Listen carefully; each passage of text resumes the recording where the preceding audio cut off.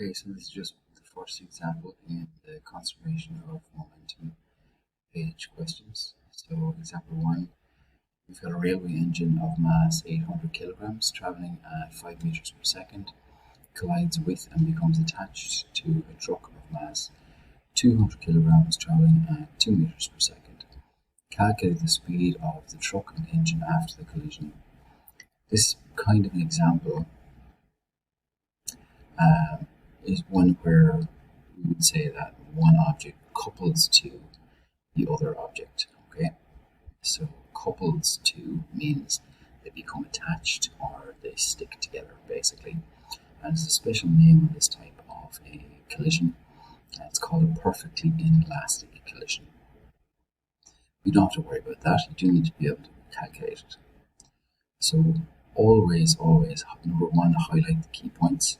Number 2, draw 2 pictures. Draw one before and draw the second one afterwards. They don't have to be very good pictures. They just have to show the object before the objects before the collision and the objects directly after the collision. So we draw mass A, which is 800 kilograms, and it's got an initial speed UA of 5 meters per second, mass B 200 kilograms, and it's got an initial speed B of 2 meters per second. So A is going to catch up to B and kind of smack into the back of it. After the collision, the two objects move as though they're one object. So what we can do is we can just add their masses together, which is 800 plus 200, which is 1000 kilograms. And what we're trying to find is the common velocity, or the velocity of the two objects together. So what we do is we would set up our momentum equations. So we know that the total momentum before is going to be equal to the total momentum afterwards. So that's the mass of A times the velocity of A initial plus the mass of B times the velocity of B initial.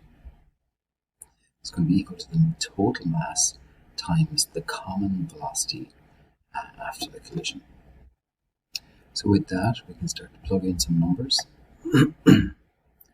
So 800 times 5 meters per second, that's the momentum of A initial.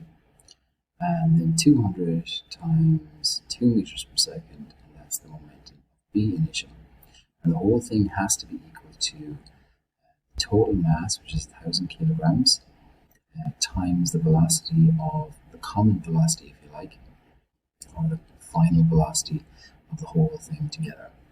So that gives us 4000 kilogram meters per second plus 400 kilogram meters per second equal to 1000 kgs times the final velocity, or the common velocity again. So from there, we're just working on a small little bit of algebra. That gives us 44,000 kilogram meters per second equal to 1000 kilograms times the final velocity. So the last part then, in order to calculate the final velocity, all we do is divide both sides by 1000 kilograms, and that gives us 4400 or 4400 kilogram meters per second divided by 1000 kilograms. And that calculates out to be final velocity for the whole thing afterwards to be 4.4 meters per second. So just please notice that the final velocity was 4.4 meters per second, which is positive. So that's a positive 4.4 meters per second, and that should make some sense because if we check back through it, the total momentum of A before would have been pretty big. It's probably much bigger than this arrow if I was to represent it like that. The momentum of B would probably be a bit smaller, something like that. Afterwards, the total momentum has to be the same as what it was before.